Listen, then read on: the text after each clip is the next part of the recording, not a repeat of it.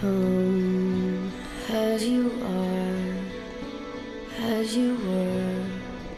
Quantum Break is Remedy Entertainment's latest narrative blockbuster. The team that brought you Max Payne and Alan Wake try their hand at a time-bending third-person shooter. This is Buy It or Bin It, and Quantum Break earns itself a Dimp Digital Buy It seal of approval. But does this live-action video game hybrid have the quality to be an all-time great? Stick around to find out.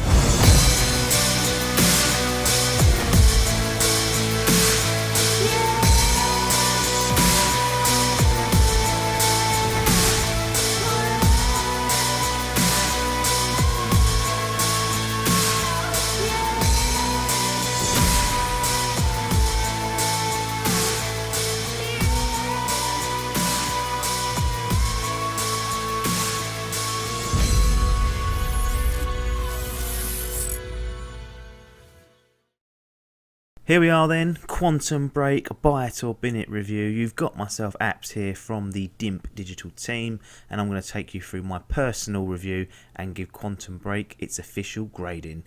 As always, let's kick off with my cards on the table, very short on this occasion. First off, I played this on the Xbox One, so no Windows Store disaster issues for me. Secondly, I have played and enjoyed both Max Payne and the Alan Wake series, and if I had to pick my favourite out of the two, it would probably be Max Payne. I think that'll do for my cards on the table, so let's crack on with the main review. Presentation and performance is a good place to start with Quantum Break because it's quite simple.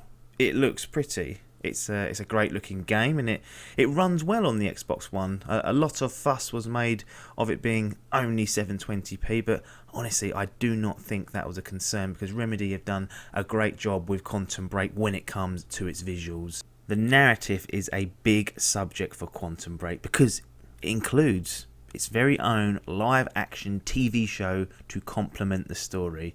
On paper, this sounds like an absolute recipe for disaster, mixing video games with live action. However, when you sit down and play it and watch it, it's actually okay. They've got a star-studded cast there who all turn in awesome performances, whether it's in the game or doing the live-action pieces, and this really does push the narrative along nicely. Now, the way it's actually structured is that you'll play a segment of the game between, say, 2 to 3 hours, then you'll be presented with something called a junction, which is actually where you take control of the main villain, Paul Serene.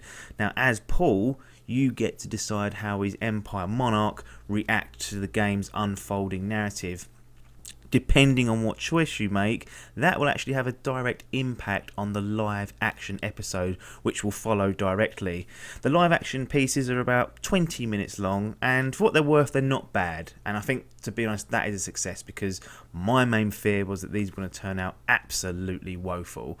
Now, if you do like traditional storytelling and you're not very open to some new ideas being floated, then you're probably best steering clear of Quantum Break because it is very unique, but I know for a fact it's not going to appeal to all gamers because there are moments when you are literally sitting there watching a TV show. So if you're not up for that, then stop the review now and honestly go and find something else to play because it does play a big part in the game. The actual story itself is strong, and apart from the aforementioned junction segment, you'll actually be playing as Jack Joyce, and he is actually played by Shawn Ashmore. And the story itself can get a little bit complex at times, so just make sure you're switched on and you're listening because it will throw things in there. You just have to keep an eye and just go with it. Let it take you on the journey, and you'll be fine with it. And those of you that are into kind of theories behind time travel and its potential consequences, Quantum Break explores this really well, and I found it very, very interesting.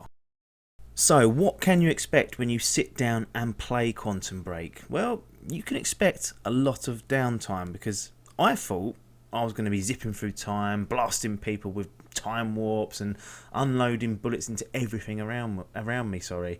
And this is an element of the game, and the gunplay is solid. Jack's powers are fun to experiment with and string together, and you're encouraged to keep on the move rather than resting in cover and waiting to heal. Something like the Division, you're encouraged to stay behind cover. So this is a complete change on that. It's all very fast and exciting, and when it kicks off, it's good fun. However, there are an awful lot of sections where you're left to explore the environment and you're left to complete puzzles, and there's even parts in it where you'll actually be taking part in platforming puzzles.